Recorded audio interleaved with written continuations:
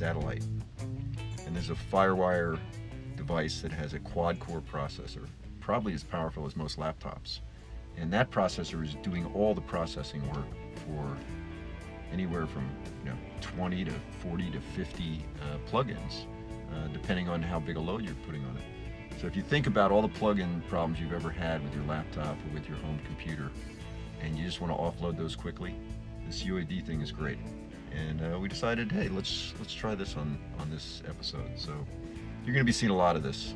Right now we're just listening to the room mics through the master section, and we're running through the 800 and a Pultec, which is tweaking a little bit of the low end and a little bit of the high end.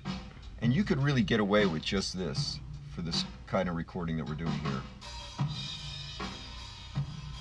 Really sounds great, but we want to add these other mics that we have.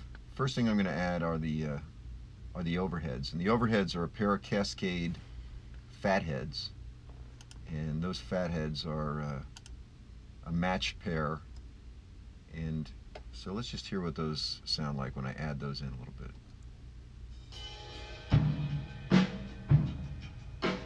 Just kind of brightens it up a little bit, and we hear a little bit more detail because they're closer to the kit than the room mics. A little bit more on the snare.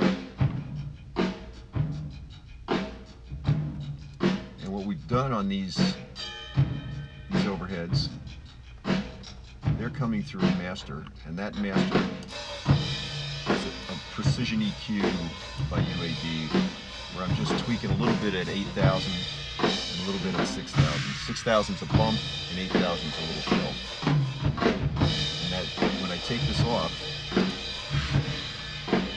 it gets a little duller. So I'm just going to brighten it up a little bit by having this plug in. Let's add in the kick drum, which was also a ribbon mic. A Crowley and Trip Naked Eye. And let's listen to the kick by itself. All lonesome.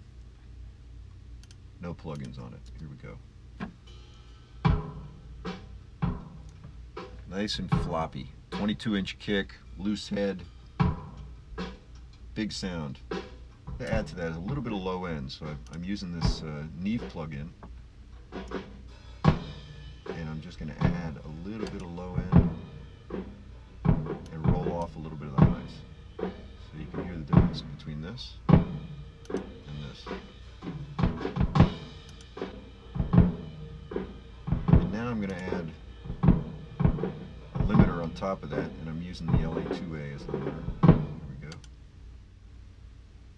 In limiter mode instead of compression mode.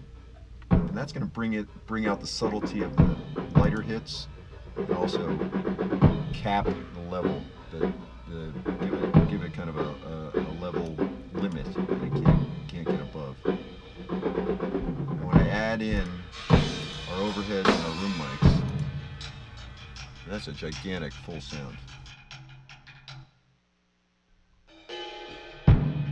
The only thing that left for us is just adding a little bit of snare drum. So on the snare, it was the only mic that we had that wasn't a ribbon mic in this setup, and it was a Shure condenser. And we had it placed somewhere between the snare rim and the hi-hat so it could pick up a little bit of each. And so I'm going to add the snare in. And all of a sudden you get a little more pop and a little more brightness on the hi-hat. The rim clicks very, very subtly brought forward. She's doing a little rim click on the tom-toms. It sounds great. And the snare gets some more depth because you've got a mic that's a little closer and a little more pointed. And if you notice, we've got no EQ on this microphone at all. It's just the straight mic. And in fact, if you look at these other mics, we have very limited EQ settings whatsoever. But when you put them all together, they sound great.